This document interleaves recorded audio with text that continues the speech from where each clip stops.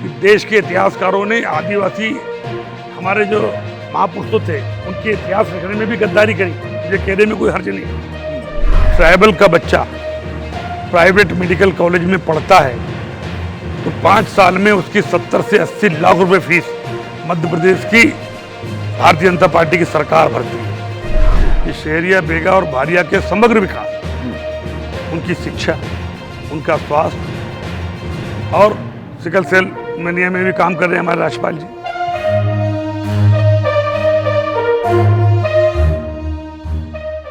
नमस्कार दोस्तों, मैं हूं श्याम सुंदर और आप देख रहे हैं मैं भी भारत। आप जानते हैं कि मैं भी भारत की इस खास इंटरव्यू सीरीज़ में हम आदिवासी नेताओं से बात करते हैं या उन लोगों से मिलते हैं जो आदिवासी हितों से सरोकार रखते हैं, उनका भला चाहते हैं।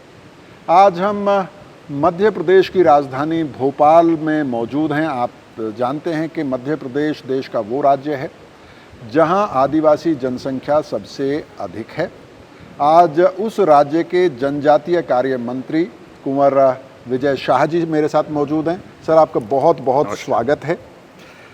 आप मध्य प्रदेश के जनजातीय कार्य मंत्री हैं, वरिष्ठ नेता हैं।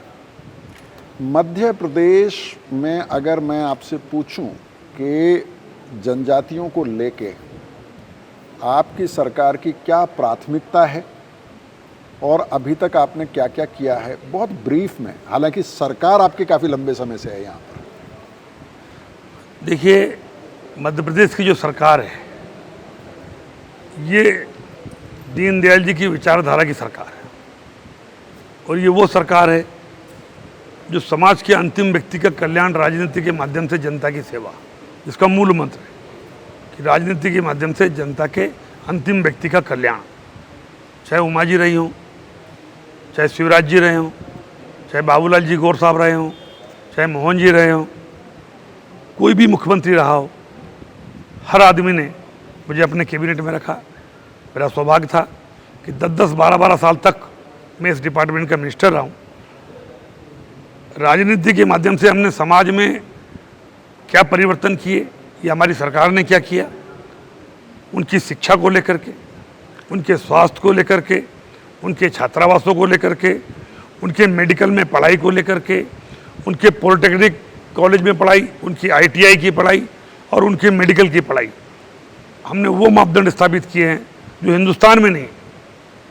मैं सिर्फ एक ही बात से आपको बता सकता हूँ कि अगर ट्राइबल का बच्चा प्राइवेट मेडिकल कॉलेज में पढ़ता है तो 5 साल में उसकी 70 से 80 लाख रुपए फीस मध्य प्रदेश की भारतीय जनता पार्टी की सरकार भरती है।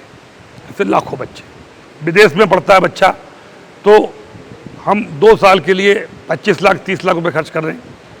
अगर कोई पॉलिटेक्निक कॉलेज पढ़ता है, अगर कोई ITI कॉलेज पढ़ता है तो हिंदुस्तान में हमारा पहला पॉलिटेक्निक, पहला ITI होगा जहाँ रहने की व्यवस्था, खाने की व्यवस्था, कपड़े की व्यवस्था, पढ़ाई की व्यवस्था और 1000 रुपये, 1000 रुपीज़ पॉकेट मनी, हिंदुस्तान में नहीं। तो अनेक चीज़ें हैं। बच्चों की शिष्यवृत्ति और छात्रवृत्ति को हर बार बच्चे आते थे, हाथ जोड़ते थे मंत्रियों के पास, सरकारों के पास, हमने महंगाई से जोड़ दिया। हिंदुस्तान में हम पहले राज्य कि कोई भी बच्चा अगर महंगाई बढ़ेगी तो किसी सरकार के पास हाथ जोड़े ना, महंगाई के साथ शिष्यवृत्ति और छात्रवृत्ति को जोड़ने वाला हिंदुस्तान में हम पहले राज्य। तो कहने का मेरा शॉर्ट में ये कि बहुत डिटेल में हम एक आध दिन बैठेंगे और हमारी सरकार ने बच्चों के डेवलपमेंट के लिए, ट्राइबल डेवलपमेंट के लिए क्या किया है, आपको विस्तार से बताएं। एक एक करके कुछ चीज़ें, कुछ सवाल मैं आपसे पूछ लेता हूँ। आपने हायर एजुकेशन की बात की, मेडिकल एजुकेशन की बात की। मुझे हर महीने या हर सप्ताह भी कह सकते हैं कि ऐसे बहुत सारे स्टूडेंट मिलते हैं जो आदिवासी या जनजातीय विषयों पर शोध करना चाहते हैं, PhD करना चाहते हैं, लेकिन उनके पास ना तो उतने रिसोर्सेज हैं, रिसोर्सेज यानी कि स्कॉलरशिप सबको नहीं मिल पाती है, और ना ही वैसी लाइब्रेरीज़ हैं या उस तरह के संस्थान हैं या उस तरह की प्रोफेसर्स हैं जो उनको सही से गाइड कर सकते हैं। इस मामले में क्या आपके राज्य में कोई इनिशिएटिव? देखिए, आज आपने देखा जो आपने विषय उठाया, उसी को लेकर के ये 2 दिवसीय जो कार्यशाला आज हो रही है, ट्राइबल यूनिवर्सिटी जैसे जवाहरलाल यूनिवर्सिटी है, उससे बेहतर हम ट्राइबल यूनिवर्सिटी चाहते हैं।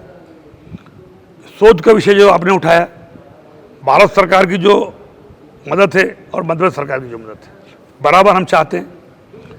ऐसे हर विद्यार्थी को हम मदद करेंगे। यूनिवर्सिटी में हम पढ़ाया जाएगा, एमए किया जाएगा।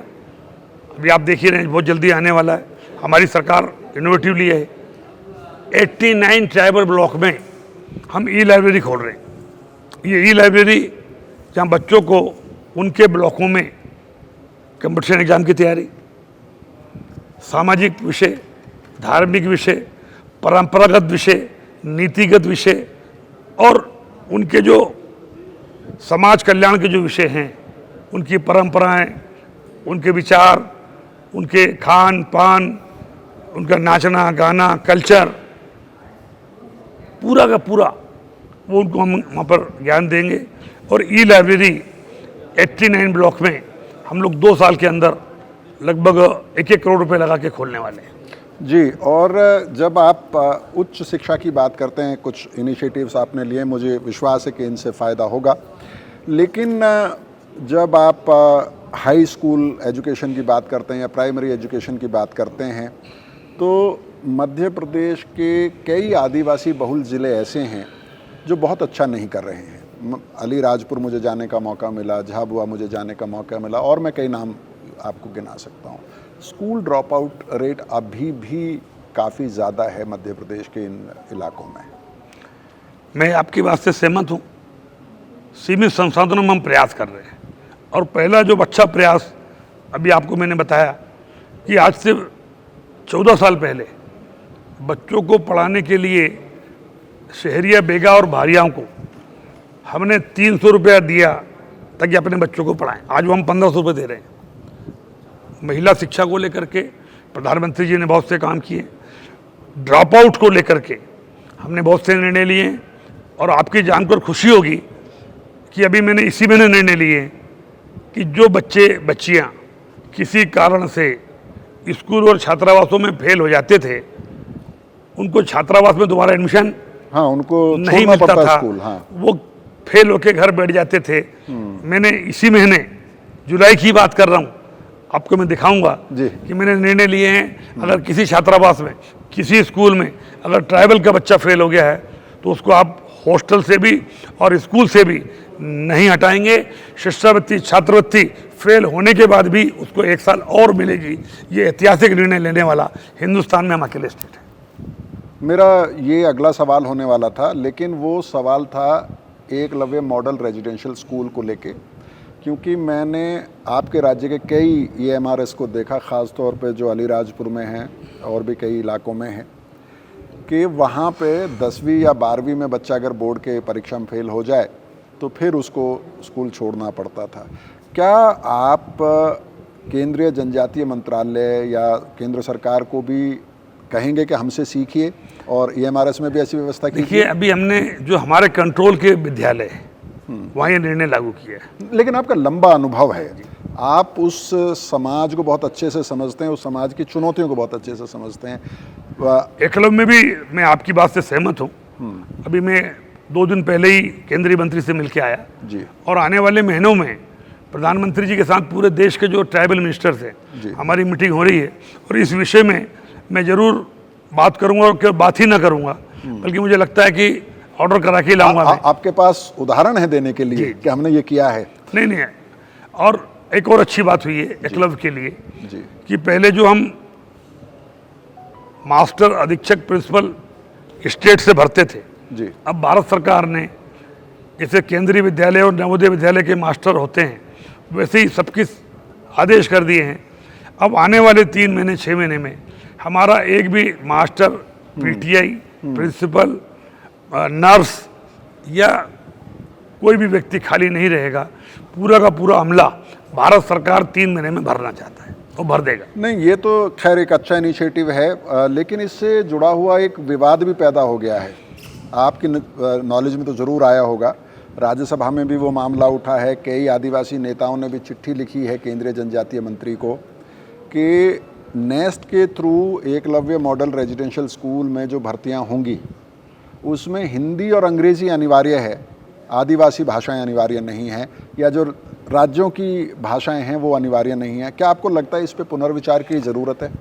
देखिए, इस विषय पर 2 दिन पहले मैंने आपको जैसा निवेदन किया, जी। केंद्रीय मंत्री जी से हमारी बात हुई और राव जी से, हाँ हाँ। और वो बहुत जल्दी सारे मंत्रियों को बुलाकर इसमें कुछ निर्णय लेने वाले अच्छा, इस पे आप लोगों ने इनिशिएटिव लिया है पहले से?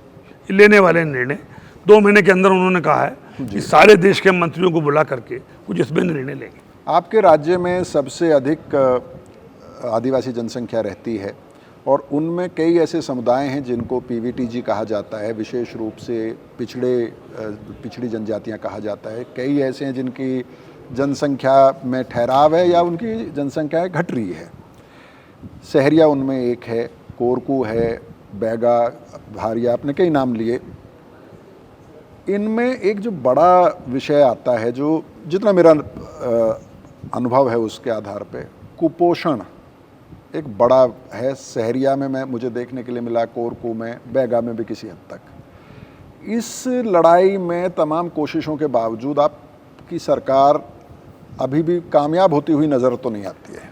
देखिए, हम लोगों ने पहली बार, जैसे मैंने आपको बताया अभी जी, हमारे प्रधानमंत्री जी ने पहली बार ये प्रयास किया है जी, कि सहरिया, बेगा और भारिया के समग्र विकास, उनकी शिक्षा, उनका स्वास्थ्य, और सिकल सेल मेनिया में भी काम कर रहे हैं हमारे राज्यपाल जी, और कुपोषण का जहाँ तक ध्यान है, जी, क्योंकि बचपन से उनके दादा पिताजी कुपोषित रहे, तो बच्चों में कहीं आ रहा है।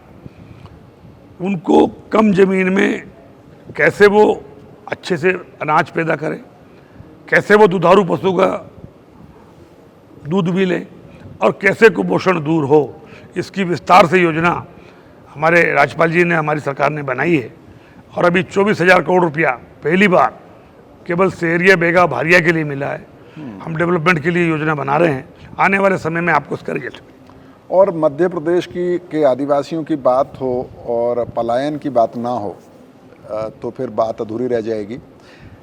चाहे वो श्योपुर के सहरिया हों, चाहे वो आपके जो भील जनजाति का डोमिनेटेड एरिया है, ये पूरा खांडवा, खरगोन, अलीराजपुर, बडवानी, झाबुआ, पूरे इलाके में, रतलाम में, मतलब प्राइवेट बसेस का पूरा बिजनेस ही चल रहा है।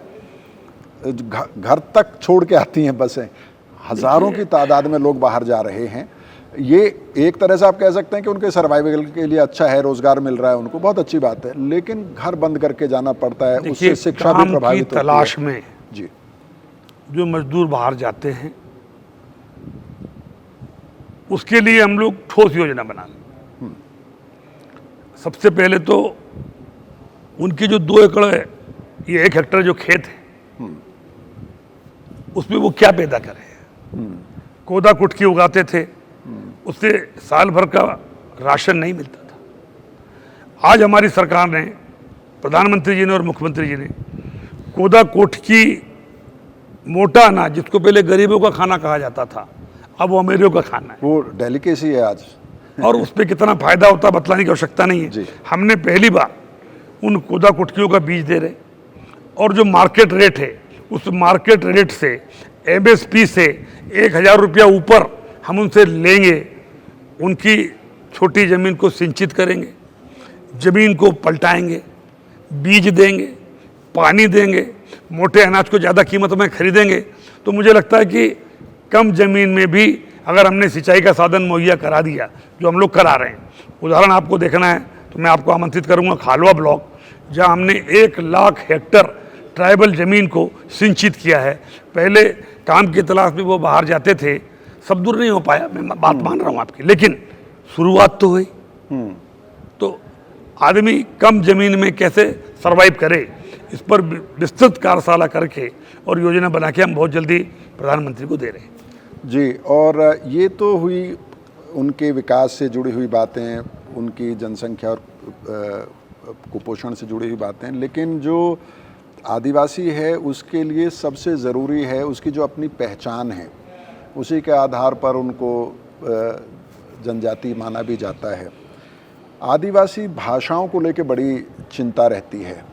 उनके जो कस्टमरी लॉ हैं, उनके जो जीने का अंदाज़ है, कि कैसे उनका विकास भी हो, उन्हें आधुनिक सुविधाएं भी मिलें, लेकिन उनकी जो अपनी पहचान है वो भी बची रहे। बहुत अच्छा विषय उठाया आपने। हम लोग चाहते हैं नर्सरी स्कूल में और पहली क्लास में उनको उनकी भाषा में शिक्षा दी जाए। गोंडी, भीली, कोरकू, बिलाला, ये जो सहरिया, बेगा, भारिया, नर्सरी में बच्चा जल्दी समझता है क्योंकि माँ की भाषा है वो। और माँ की भाषा जब आप स्कूल में पहली दूसरी में पढ़ाओगे तो उसका लाभ मिलता है। हमने सरकार को लिखा है, केंद्र सरकार को, कि जैसे आधुनिक स्कूलों में होता है अपने KG1, KG2, तो जस्ट लाइक ट्राइबल ब्लॉक में KG1, KG2 इन मदर लैंग्वेज, उस पर काम चल रहा है। इससे आगे बढ़ के अगर हम बात करें तो उनको बोली भाषा के साथ उनका कल्चर, उनकी संस्कृति, उनका खान पान, उनका पहनावा ओढ़ावा, ये सब की हम ट्रेनिंग हम शुरू कर रहे हैं। और आने वाले 1 अगस्त से सितंबर से हम लोग पहली ट्रेनिंग बोली, भाषा और कम ज़मीन में कैसे हम सरवाइव करें। मछली पालन है, आपका सब्जी पालन है, सब्जी लगाना है, एक ज़मीन पर 3 सब्जी, ज़मीन के नीचे सब्जी, ज़मीन के ऊपर सब्जी और 3 लेयर सब्जी, ये सारा हम लोग शुरू करने वाले हैं ताकि पलायन ना हो, कुपोषण ना हो, कम ज़मीन पर उनका सब कुछ हो जाए। और पूरा काम चल रहा है। हम चाहेंगे कि अगले महीने आप हमारे कॉन्स्टिट्यूंसी में जो पहला दीपक हमने जलाया है, आदमी को इंसान बनाने की एक कार्यशाला की शुरुआत कर रहे हैं। 1 साल का कोर्स है, वहाँ हम सब कुछ सिखाएंगे, कल्चर, संस्कृति, संस्कार, खाद बनाने से लेकर के, खेती करने से लेकर के, छोटे मोटे रोजगार से लेकर के, ड्राइवरी से लेकर के, उसको धर्म संस्कार की, समाज की पूरी ट्रेनिंग हम देंगे ताकि आने वाले समय में हिंदुस्तान को और समाज को इसका लाभ मिल सके। जी, ये एक अच्छी पहल होगी, इस प्रयोग को देखने हम लोग ज़रूर आएंगे। लेकिन मैं जानना ये चाह रहा था कि जो आदिवासी संस्कृति है, आदिवासी लोकगीतों में उनका इतिहास है, भाषा है, बहुत सारी चीज़ें हैं, और क्योंकि मौखिक इतिहास रहा है, बहुत कुछ रिकॉर्ड नहीं हुआ है, और जो लिखा भी गया वो अंग्रेज़ अफसरों ने लिखा है, थोड़ा बहुत तो आज़ादी के बाद लिखा गया है, लेकिन आप देखेंगे तो ज़्यादातर जो इतिहास है वो कोई ट्रैवल के वक्त में उन्होंने लिखा, अपने जो एंथ्रोपोलॉजिस्ट भी नहीं थे ट्रेंड, वो अफसर थे, तो उसको रिकॉर्ड किया जाना बहुत ज़रूरी है, ऐसा माना जाता है। देखिए, आने वाली पीढ़ियों को अब समय आ गया कि देश के इतिहासकारों ने आदिवासी हमारे जो महापुरुषों थे उनके इतिहास लिखने में भी गद्दारी करी, मुझे कहने में कोई हर्ज नहीं। अब फिर से समय आया है, हम गौरवशाली परंपरा और इतिहास को फिर से हम आने वाली पीढ़ी के सामने लाएं। इतिहास और PhD के माध्यम से, कॉलेज में शिक्षा के माध्यम से वो हमारा गौरवशाली इतिहास पढ़ा करके और जनता के बीच लाना चाहिए। उसकी शुरुआत हो चुकी है और उसके रिजल्ट्स मुझे लगता है कि आएंगे, तभी हम उनके साथ न्याय कर पाएंगे। जी, आप हमारे निवेदन पर हमसे बातचीत के लिए तैयार हो गए, जबकि हमने आपसे पहले से समय नहीं लिया था। इसके लिए बहुत बहुत धन्यवाद, आपका आभार रहेगा। Thank you.